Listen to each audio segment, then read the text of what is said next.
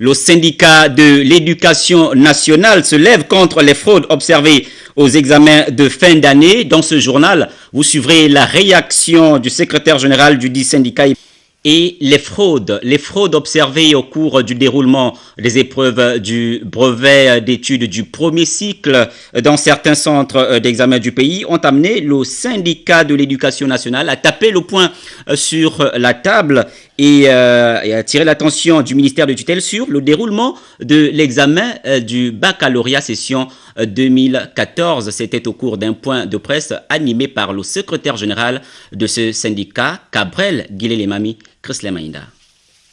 Ce point de presse fait suite à la fraude observée lors des épreuves écrites du brevet d'études du premier cycle BEPC, dont 45 élèves ont été appréhendés et privés de cet examen durant une période de 3 ans.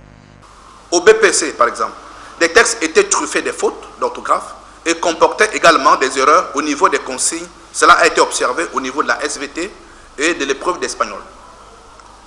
Aussi, le Sénat s'insurge contre la légèreté avec laquelle les épreuves ont été confectionnées.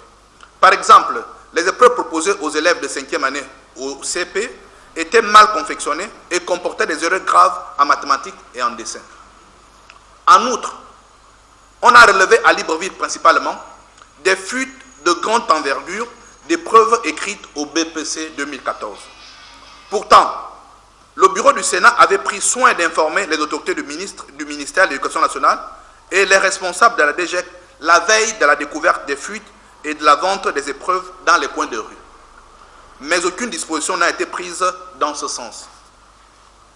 Et comme pour officialiser la fraude, les copies d'examen mises à la disposition des élèves pendant le CP et le BPC ne comportaient pas de cachet de la DGEC comme par le passé.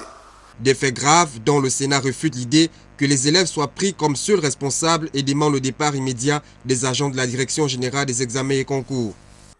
Le Sénat, prenant ses responsabilités, demande ici et maintenant que soient relevés de leurs fonctions tous les responsables de la DGEC et les agents des différents services.